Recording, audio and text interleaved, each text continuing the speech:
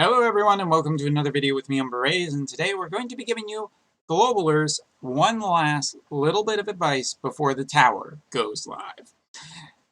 Because you see, I feel like some Globalers are pretty terrified of the tower, and they have a right to be.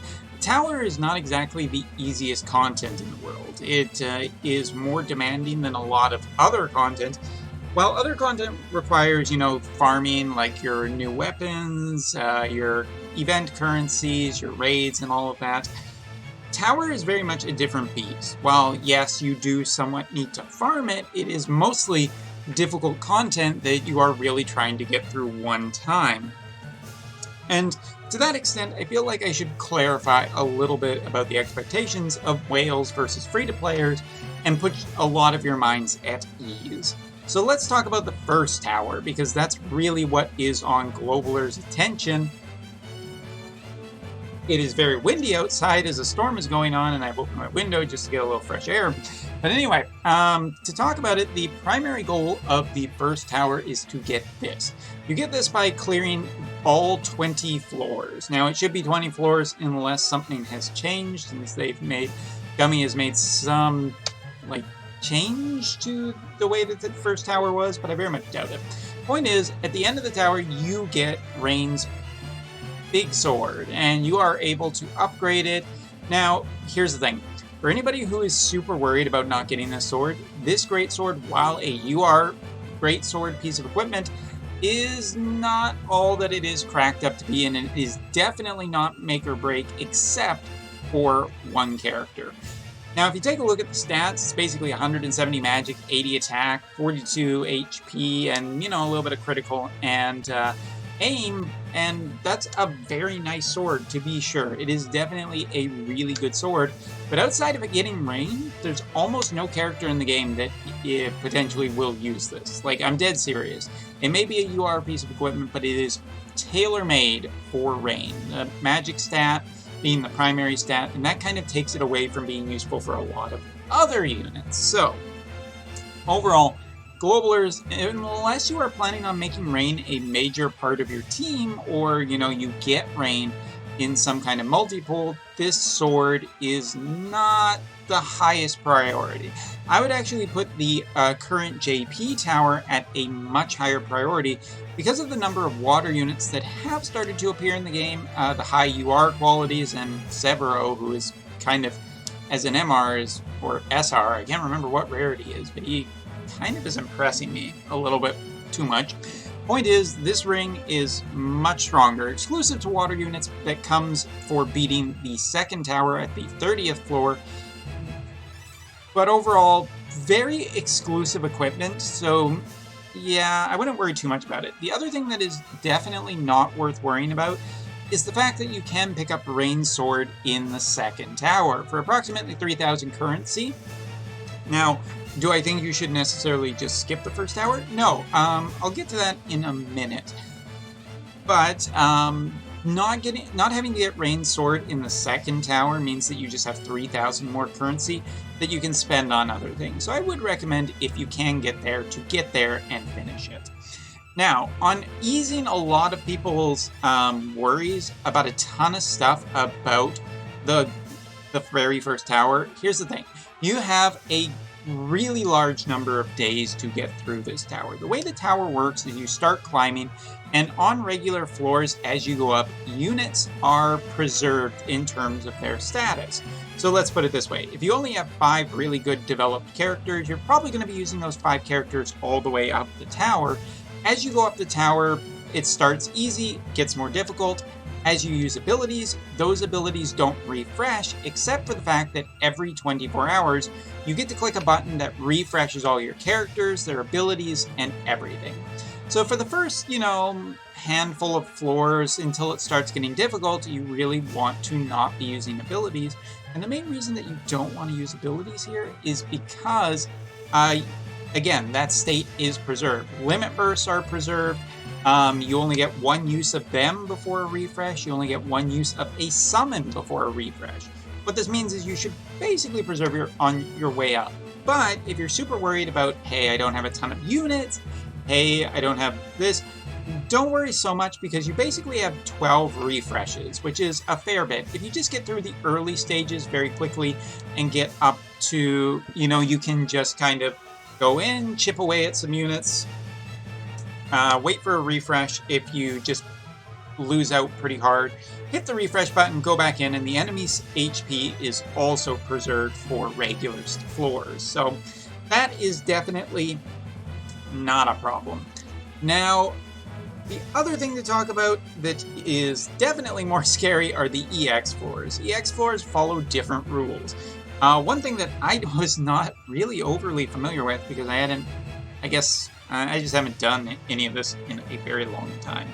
But the EX floors do not follow the same rules. In other words, characters that die on regular floors are actually usable in EX floors.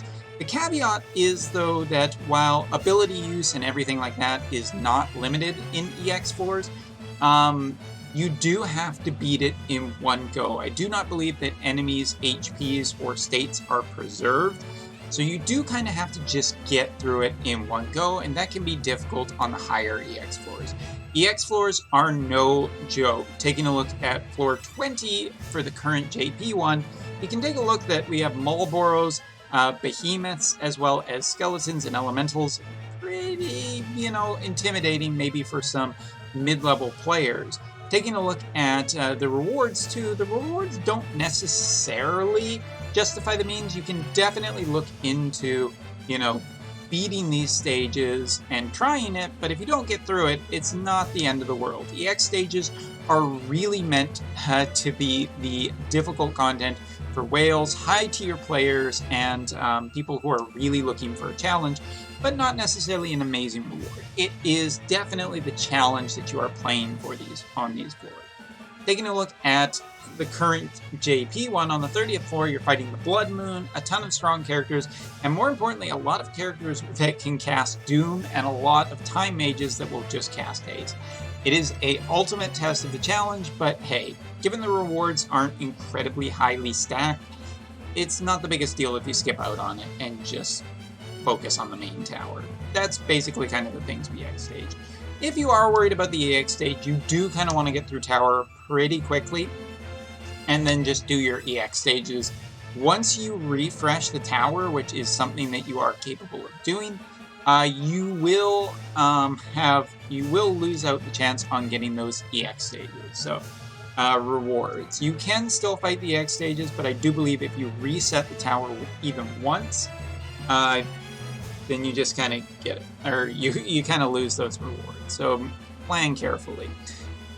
Continuing on, after you beat the tower once, you can go through it a second time. The rewards are not as good as they are the first time. The first time you go through, you get like some lapis, you get orbs, you get, I'm forgetting it, like some basic summon tickets, some multi-summon tickets. So all of that is available for you for completing the first time. Second time, you're really just getting currency so you can buy some of the crafting materials to upgrade Rain Sword, as well as, on the JP side, that shiny new aqua ring. But yeah, all of this basically paints a picture of what the tower is. So if you're super worried about the idea of limited ability usage, of difficult stages, of everything, don't worry so much for the regular tower. First of all, the regular tower is completely, I think, doable over the multiple of days you got. Now, if your characters are too weak, that's kind of tough titties, but for anybody who has, a fairly strong developed, even single team for the first tower should be good enough to get through it. It just may take you more days. Now, at the end of completing the tower, you also get a ranking. This ranking is just for EPing. And don't worry if you get a bad one. Hell, I even got a bad one on the current JP just because I was missing a specific elemental and damage character. And that overall speaks to the strength of the tower content. While it is frustrating, and I definitely do have videos of me getting really pissed off about very specific damage types being required. I'm looking at you, floor 28. I'm looking and speaking about you. Talking about just the... gosh darn it, I lost my train of thought. But either way, it is really, just trying to get through, you can spend a fair bit of refreshes just getting through the tower even once and not have to worry about too much after. Really, the number of days... Ah, yes, I remember.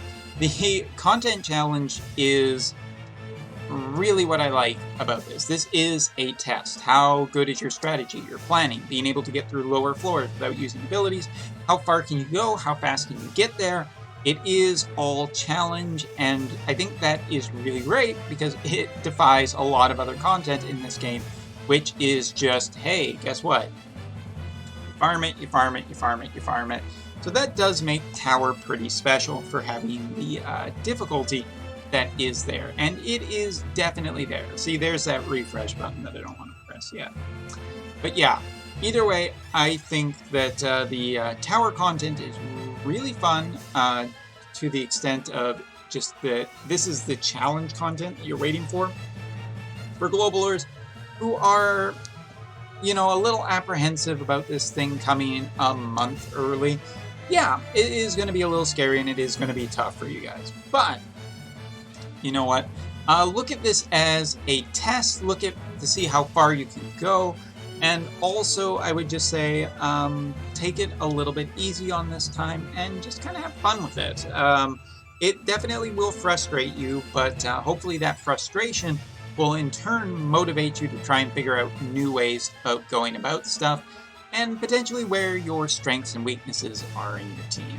Either way, I think it's pretty darn cool, and I think they'll just kind of like that I should make this video just to kind of encourage people, calm people a little bit, and remember, even if you can't clear the first tower, guess what? Yeah, you're really not going to lose out on a ton. So, tell me, you know, really into the future, what your tower experience is. Tell me whether or not you liked it or disliked it, but definitely don't feel too bad about it. Now, if you excuse me, I'm going to go make a video about complaining about the design of the second tower. See how that works? Positive video this time, negative video the second time. Take care.